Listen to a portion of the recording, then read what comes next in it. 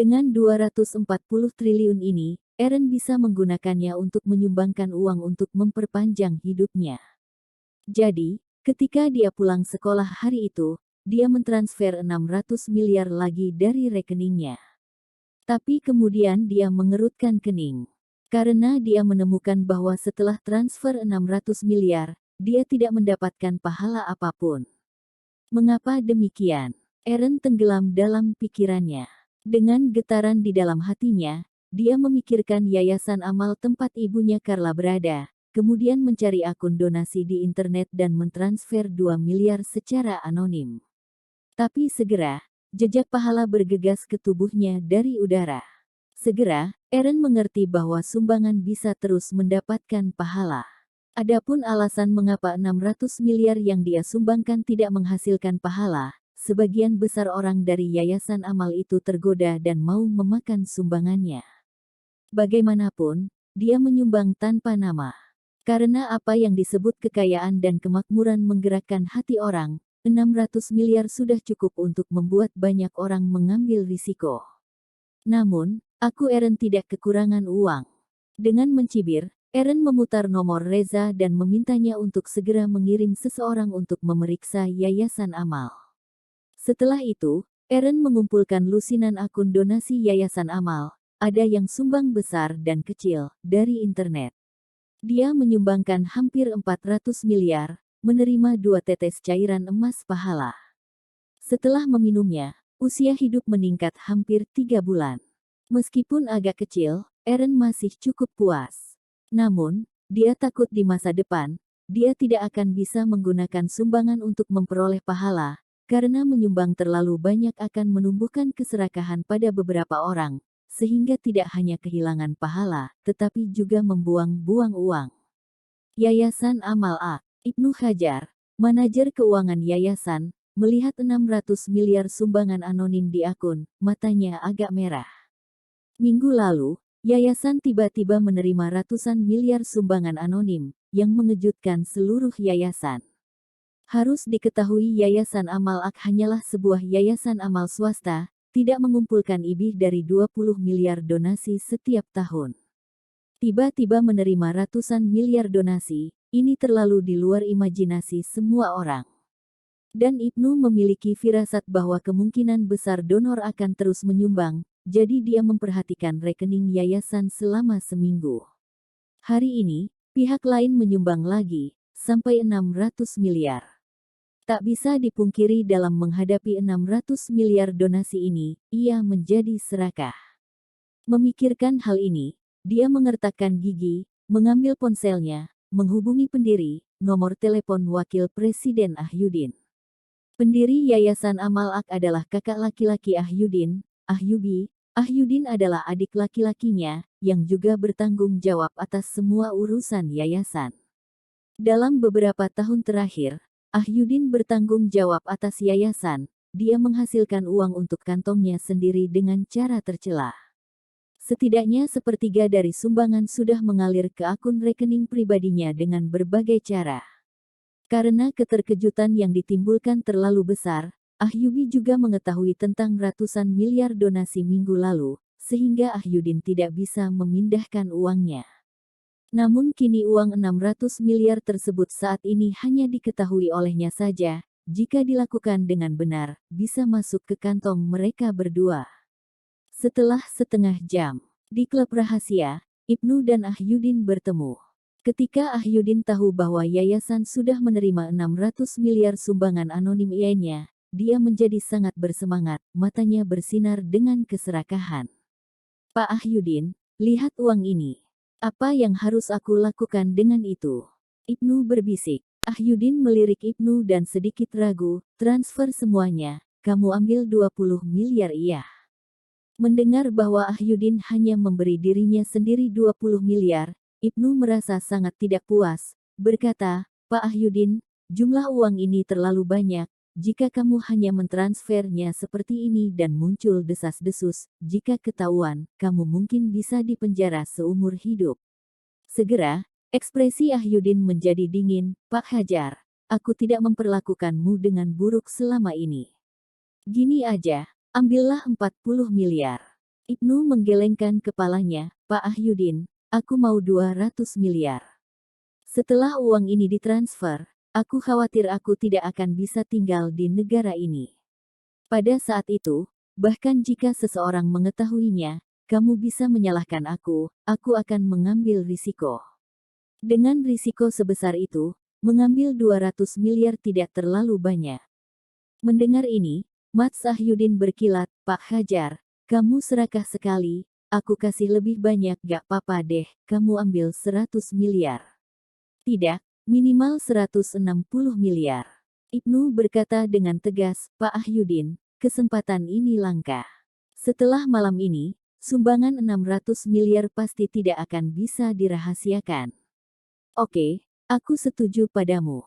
Ahyudin mengertakkan gigi. Di bawah operasi Ibnu, 600 miliar sumbangan dengan cepat dibagi menjadi ratusan bagian dan ditransfer ke rekening yang berbeda. Kemudian melalui rekening ini, mereka ditransfer ke dua rekening rahasia di luar negeri.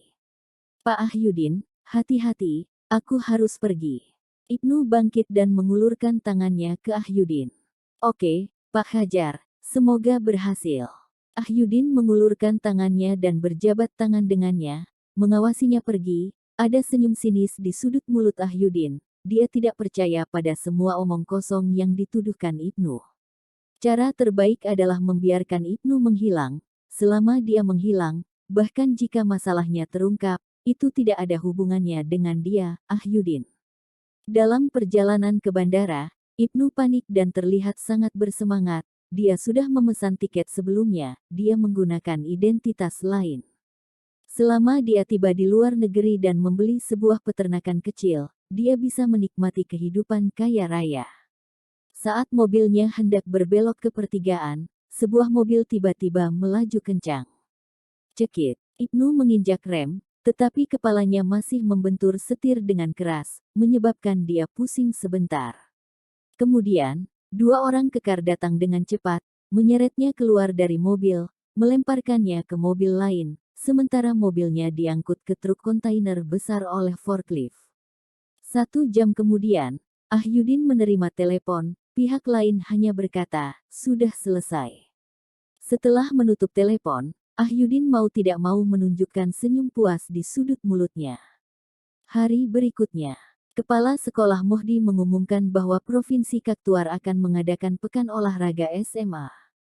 Selama bisa memenangkan medali emas dalam satu cabang olahraga, kamu bisa dapat tambahan 10 poin dalam ujian masuk perguruan tinggi. Jika kamu bisa memenangkan 2 medali emas, kamu bisa tambah 20 poin. Kalau mendapatkan 4 medali emas, kamu bisa dapat 30 poin. Tentu saja, 30 poin sudah menjadi batasnya. Bahkan jika kamu mendapatkan lebih banyak medali emas, kamu hanya bisa menambahkan sebanyak itu. Total ada 25 cabang olahraga yang dipertandingkan. Sekolah sudah menetapkan bahwa setiap kelas harus mengirim orang untuk berpartisipasi dalam setidaknya 3 cabang. Pekan olahraga biasa, semua orang tidak akan tergoda. Tetapi bisa mendapatkan poin tambahan jika memenangkan medali emas. Harus diketahui meskipun hanya ada perbedaan 1 poin dalam ujian masuk perguruan tinggi, hal ini bisa jadi perubahan nasib seseorang. Oleh karena itu, setidaknya 2/3 siswa di SMA 1 memilih untuk mendaftar. Bos, mengapa kamu tidak mendaftar? Jaian, yang sudah mendaftar, melihat bahwa Eren sedang duduk di kursinya dan tidak bergerak, jadi dia mengingatkannya. Aku tidak perlu. Eren menggelengkan kepalanya. Sebelum reinkarnasi, dia adalah seorang sarjana. Setelah membangkitkan ingatan reinkarnasi sebelumnya, dia sudah lebih sarjana daripada seorang sarjana. Skor total perguruan tinggi 750 poin, jika dia mau, dia minimal bisa mencapai 745 poin, jadi poin tambahan tidak menggoda untuknya. Pada saat ini, Bisma berjalan ke kursi Eren dan bertanya dengan wajah dingin, mengapa kamu tidak berpartisipasi? Tidak ada alasan, hanya saja aku tidak mau berpartisipasi. Eren tersenyum dan berkata, dia selalu tahu bahwa Bisma memusuhi dia, tetapi dia tidak memasukkan ke hati. Aku pikir kamu takut kamu tidak akan mendapatkan medali emas, takut malu. Bisma berkata lagi, dengan nada menghina dan sarkasme.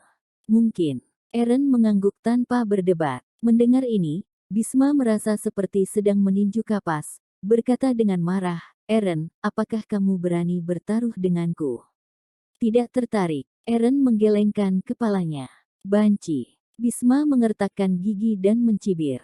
Tiba-tiba, ekspresi Eren sedikit berubah. Oke, bagaimana kamu mau bertaruh?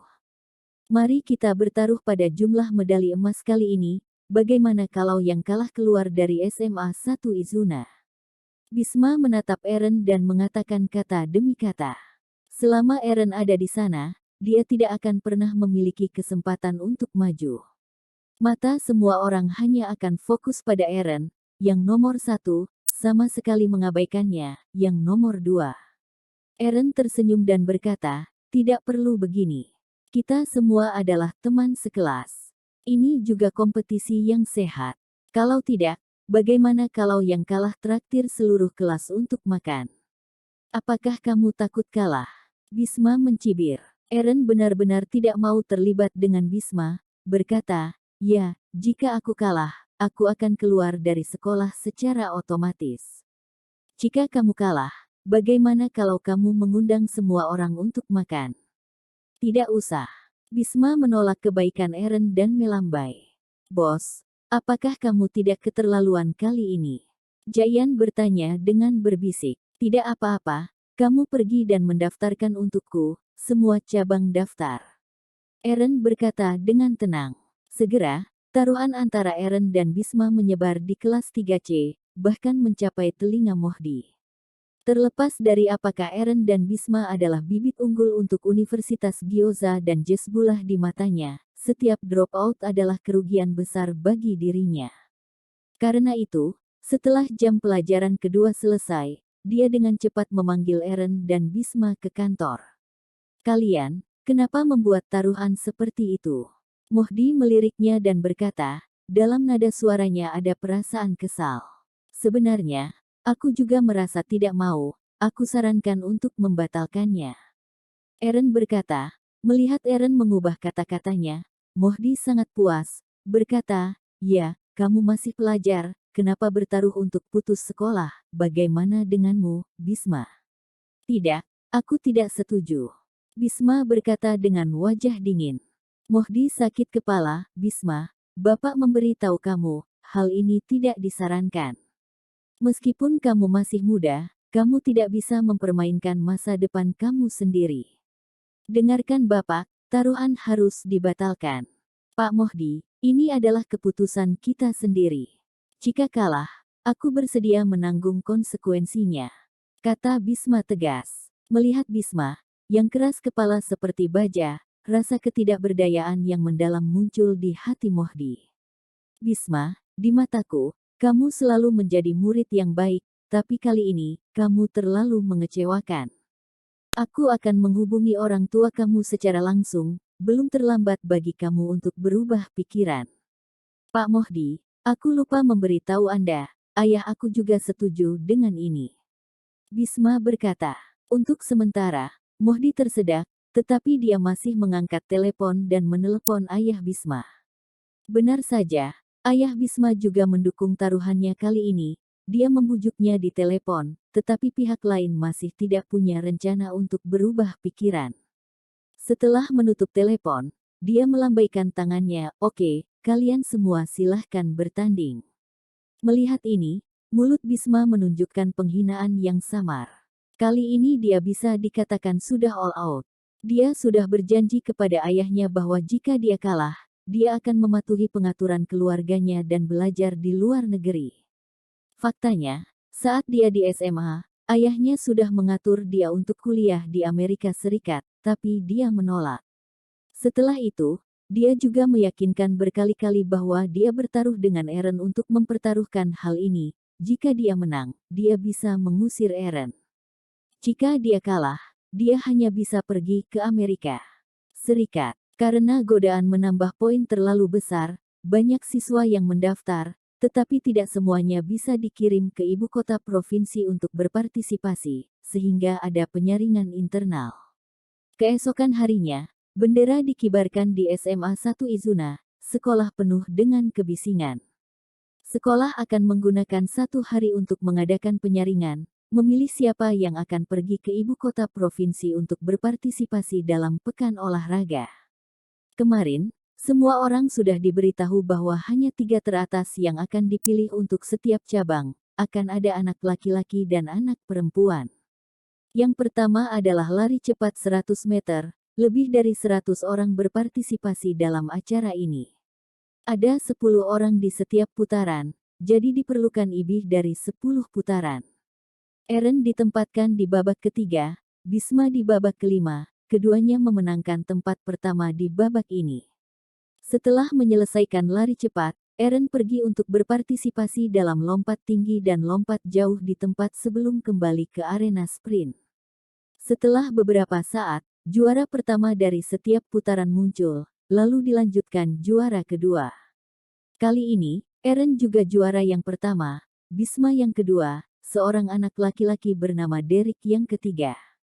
Kakak Eren, minum air. Geisa memegang sebotol air mineral dan berlari ke sisi Eren dan memberikannya dengan kedua tangan. Dia juga berpartisipasi dalam penyaringan ini, tetapi dia hanya mendaftar untuk sprint 100 meter dan lari lompat jauh.